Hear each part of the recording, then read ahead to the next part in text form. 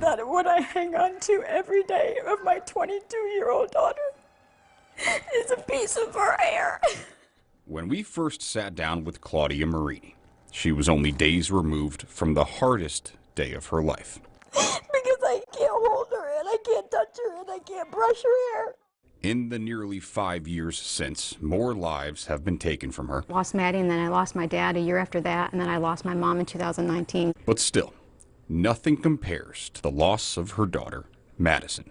The thought of her lying lifeless in a bathroom at a Taco Bell. And then there are some moments I think it feels truly like it just happened, like it was yesterday. It was only 4 days after Christmas, 2016. Madison, who'd been a straight A student, an athlete, a singer, was reduced, in some people's minds, to an addict, something she'd struggled with for years.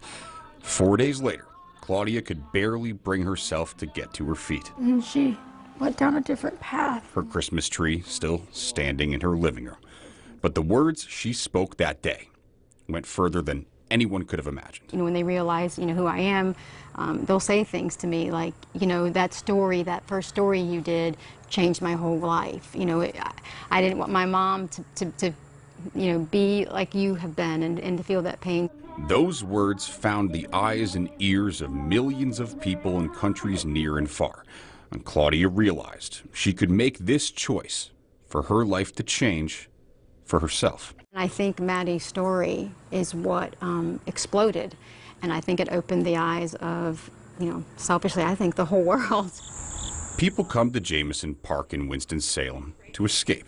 Some, maybe most, may not realize it, but on this stretch, they pass by Madison. Clothed in strength and dignity, she laughs without fear of the future. A nondescript bench around a corner bearing her name. Even though I know she's kind of like everywhere. But no matter if it's here or anywhere, Madison's image, her voice, are things Claudia can't turn away from. It's right here at the runners will pass it every year. And this weekend, nobody else will be able to either. I've spoken to families that are at the 10, 20-year mark of when they've lost children, and their pain level is no different than mine at 5 years. It's the annual Maddie's Miles 5K, starting as a way to keep Maddie's memory alive. And then it transitioned into, if I don't do something like that, then I'm not going to make it every day.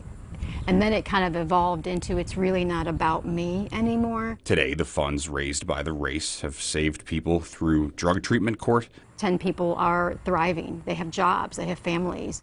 Have helped countless people find treatment, and have given families like Claudia's a reason to keep going. Even on the days when I just think, I just can't do this anymore. It is not worth it. And I think to myself, it is to somebody else. A mother who didn't shy away from who her daughter was, or what made her daughter a was instead of is. It just catches my breath sometimes because I just think, my gosh, all the things in those 5 years that could have happened if she were still here that did not happen. Because addiction is real.